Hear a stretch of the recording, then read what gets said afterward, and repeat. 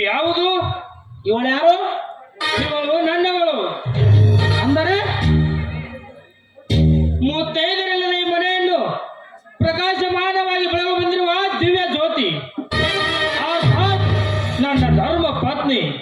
ಅಪ್ಪ ಕಾಶಿ ಮಾತಾಡ್ರಿ ಎಂತ ಹುಟ್ಟ ನೋಡ್ರಿ ಹೌದು ಏನ್ರಿ ಅಪ್ಪ ಸೀತಾ ಸಾವಿತ್ರಿ ಕನ್ನ ಕಾಣ್ತಾಗಲ್ರಿ ಅಮ್ಮವರು ಹೊಚ್ಚು ಬಾಯ್ ಪ್ರಸಂಗಿ ಎಲ್ಲಿಂದ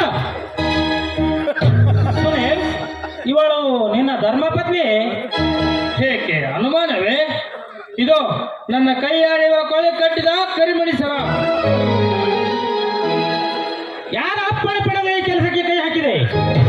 ಒಪ್ಪಲಾರದ ಅಪ್ಪಣೆ ಪಡೆಯದೇ ಹೃದಯ ಸಾಕ್ಷಿಯಾಗಿ ನಾವಿಬ್ಬರು ಒಪ್ಪಿಕೊಂಡು ಬಿಡಿಸಲಾರದ ಆಗದ ಬಂಧನವಿದು. ತಿಪ್ಪೆಯಲ್ಲಿರಬೇಕಾದ ಹೊಲಸು ಅರಮನೆ ಅಂತಸ್ತನ್ನು ಶೋಭಿಸಬಲ್ಲದೆ ಅಪ್ಪ, ತಿಪ್ಪೆಯಲ್ಲಿರಬೇಕಾದ ಹೊಲಸೆಂದು ತಿರಸ್ಕರಿಸಿದರು. ಅದರಲ್ಲಿ ಅಡಕವಾಗಿದೆ ರೈತರ ಜೀವದ ಜೀವಾಳ. ಹಣದ ರಾಶಿಯಿಂದ ವಜ್ರವೈಡೂರ್ಯದಿಂದ ಒಮ್ಮು ತುಳುಕುತ್ತಿರುವ ಬೊಕ್ಕಸಕ್ಕೆ ತಿಪ್ಪೆಯಲ್ಲಿರುವ ಹೊಲಸೆ ಕಾರಣ. ಅದರಿಂದಲೇ ಇಲ್ಲಿಂದ ಅಂತಸ್ತು, ಇಲ್ಲಿಂದ ಐಶ್ವರ್ಯ. ಹೊಲಸಿನಿಂದಲೇ ನೀನಿಂದು ಬೆಳೆದಾಡುತ್ತಿರುವೆ. ಘನತೆ ಗೌರವಗಳಿಂದ ತಿನ್ನುತ್ತಿರುವ ಮೃಷ್ಟನ್ನಕ್ಕೂ ಅದೇ ಕಾರಣ. ಹೊಲಸಿಲ್ಲದಿದ್ದರೆ ನಿನ್ನ ಅರಮನೆ ತಿರುಕನ ಅಗರವಾಗುತ್ತಿತ್ತು. ಅದರಂತೆ ದೀಪ ತಾನುರಿದು ಇತರರಿಗೂ ಬೆಳಕು ನೀಡಬಲ್ಲನೆಂಬಂತೆ ಮುತ್ತೈದರಿಲ್ಲದ ಕಗ್ಗತ್ತಲೆಗೆ ಮುಸುಕಿನಿಂದ ಕವಿದಿರುವ ಮನೆಯನ್ನು ಬೆಳಗಲು ಬಂದಿರುವ ದಿವ್ಯ ಜ್ಯೋತಿ ದೀಪ. ಸಾಕು ಮಾಡು ನಿನ್ನ ತತ್ವೋಪದೇಶ. ನಿನ್ನಿಂದ ಬುದ್ಧಿಗಳಿಕೊಳ್ಳುವಷ್ಟು ಅಜ್ಞಾನಿಯನು ನಾನಲ್ಲ.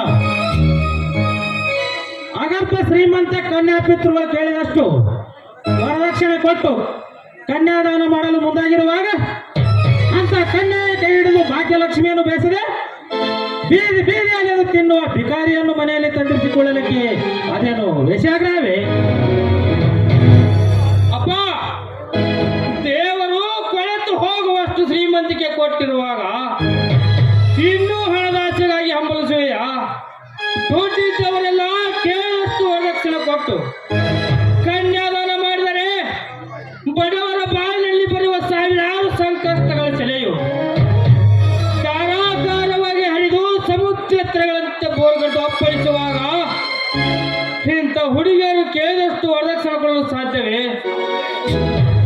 ಇಂಥೊಬ್ಬ ಅಣ್ಣ ಜೈಲು ಸೇರಿದ. ಕೊನೆಗೆ ಕೂಲಿಯನ್ನಾದರೂ ಮಾಡಿ ಜೀವನ ಸಾಗಿಸಬೇಕೆಂದರೆ ಇರುವುದೊಂದು ಮನೆಯೆಂದು ನಿಮ್ಮ ಕೈವಶ ಮಾಡಿಕೊಂಡು ಕರುಣೆ ಇಲ್ಲದ ಕತ್ತಿಯ ಕೈ ಕೊಟ್ಟು ನುಗ್ಗಿದರೆ ವಯಸ್ಸಿಗೆ ಬಂದಗಳು ಮಾನವೀಯತೆಗೆ ಬಾಳಬಹುದೇ ಸಮಾಜದಲ್ಲಿ? ಪಾಪಾತ್ಮ, ಮಾತಿಗೆ ಮಾತು ಮರೆಸಿ ನನ್ನ ಮರ್ಯಾದೆಯನ್ನು ಮಸಣ ಮಾಡಬೇಕೆಂದಿರುವೆಯ? ದೇಗುಲು ಅಂತಿರುವ ಈ ಮನೆಯಲ್ಲಿ ದೆವ್ವಕ್ಕೆ ಸ್ಥಳ ಕೊಟ್ಟು ತಾತ ಮುತ್ತಾತರಿಂದಲೂ ವಂಶ ಪರಂಪರೆಯಿಂದ ಬಂದ ನನ್ನ ಮನೆಯ ಕಳಸವನ್ನೇ ಕತ್ತರಿಸಲು ದೂತೇನೆ ಆ ಕುಲಘಾತಕ. ಕೊನೆಯದಾಗಿ ಹೇಳುತ್ತೇನೆ, ಇವಳು ನಮ್ಮ ಮನೆಗೆ ತಕ್ಕ ಹೆಣ್ಣಲ್ಲ. ಬಿಟ್ಟು ಬಿಡ ಅವಳನ್ನು, ಸಾಧ್ಯವಿಲ್ಲ. ದೇಗುಲಲ್ಲಿ ತೊಳಗಿ ಬೆಳಗಿದ ಶಿವಪಾರ್ವತಿಯರ ಸಮ್ಮುಖದಲ್ಲಿ ಇವಳ ಕಟ್ಟಿಗೆ ಕೊಳ ಕಟ್ಟಿದ ತಾಳಿಯನ್ನು ಕಿತ್ತಿಕೊಳ್ಳುವಷ್ಟು ಹೀನಮತಿ. ಇವಳು ಅಂತಸ್ತಿನಿಂದ ಬಡವಳು, ಆದರೆ ಅಂತಸ್ತಿನ ಬಡ ಹೃದಯದಲ್ಲಿ ಅಡಕವಾಗಿದೆ ಶ್ರೀಮಂತಿಕೆ. ಅಪಾರವಾದದ್ದು, ಆದರ್ಶವಾದದ್ದು. ನಾನು ಯಾವ ಕಾಲಕ್ಕೂ ಇವಳ ಕೈ ಬಿಡಲಾರೆ. ಏ ಕುಲಕಂಟಕ, ತಾಯಿಲ್ಲದ ತಪ್ಪಲಿ ಎಂದು ಮಮತೆಯಿಂದ ಬೆಳೆಸಿದ್ದಕ್ಕೆ ಇದೇನು ನೀನು ನನಗೆ ಕೊಡುತ್ತಿರುವ ಮರ್ಯಾದೆ? ನಿನ್ನನ್ನು ಜೋಪಾನ ಮಾಡುವುದಕ್ಕಿಂತ ಒಂದು ನಾಯಿಯನ್ನು ಜೋಪಾನ ಮಾಡಿದರೆ ನನಗೆಷ್ಟೋ ನೆಮ್ಮದಿ ಇರುತ್ತಿತ್ತು. ಜನ್ಮದಾತನ ಮಾತಿಗೆ ಬೆಲೆ ಕೊಡುವ ನಿನಗೆ ಈ ಮನೆಯಲ್ಲಿ ಸ್ಥಳವಿಲ್ಲ. ಹೊರಟು ಹೋಗು ಇಲ್ಲಿಂದ, ಎಲ್ಲಿಯಾದರೂ ತಿರುಗುತ್ತಿನ್ನು. ಹುಟ್ಟಿದ ಮನೆಯನ್ನು ಬಿಟ್ಟು ತಿರುದು ತಿನ್ನುವ ನಾನೇನು ತಿರುಗ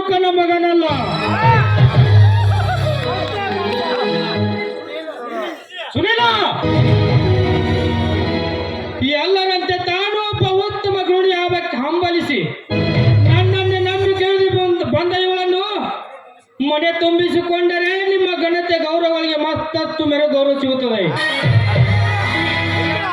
ಅಲ್ಲದೆ ಅದೇ ನಿಮ್ಮ ಮಗನಾದ ನಾನು ಇವಳನ್ನು ಕಟ್ಟಿಕೊಂಡು ತಿರುಗುತ್ತಿದ್ದರೆ ನಿಮ್ಮ ಘನತೆ ಗೌರವಗಳಿಗೆ ಮತ್ತಷ್ಟು ಮೇರೆ ಗೌರವ ಸಿಗುತ್ತದೆ. ಏನಪ್ಪ, ಊರಿಗೆ ಹಿರಿಯರಾದ ನೀವು ಎಲ್ಲರೂ ಪೂಜ್ಯ ಭಾವನೆಯಿಂದ ಕಾಣುತ್ತಿದ್ದರು. ಆದರೆ ಮೇಲು ಕೀಳೆಂಬ ಭೇದ ಭಾವ ಮಾತ್ರ ನಿಮ್ಮಿಂದ ದೂರವಾಗಲಿಲ್ಲ. ಇದು ನ್ಯಾಯವೇ? ನ್ಯಾಯ ಅನ್ಯಾಯಗಳ ಬಗ್ಗೆ ನನಗೆ ತಿಳಿ ಹೇಳಬೇಡ. ನಿನ್ನಿಂದ ಬುದ್ಧಿ ಹೇಳಿಕೊಳ್ಳಷ್ಟು ಅಜ್ಞಾನಿಯನು ನಾನಲ್ಲ. ನನ್ನ ಆಸ್ತಿಯಲ್ಲಿ ಒಂದು ಅಡವಿನ ಭಾಗವು ನಿನಗೆ ಸಿಗಲಾರದು.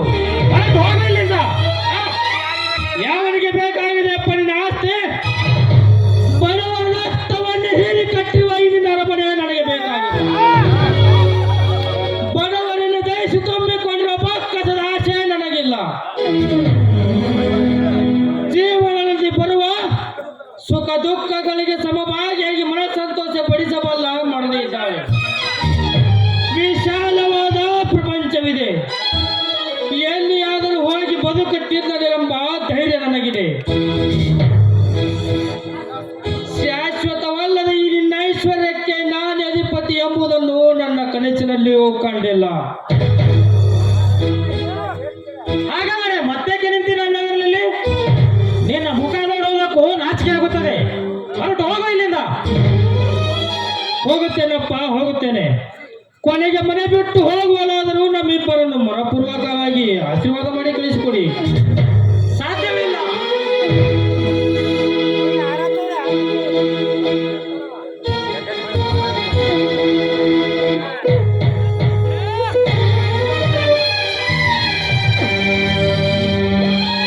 ಇದೇನು ಶ್ರೀಮಂತರೇ, ತಂದೆ ಮಕ್ಕಳಿಬ್ಬರಲ್ಲಿ ಬಾ ಸುರೇಂದ್ರ, ಒಳ್ಳೆಯ ಸಮಯಕ್ಕೆ ಆಗಮನವಾಯಿತು.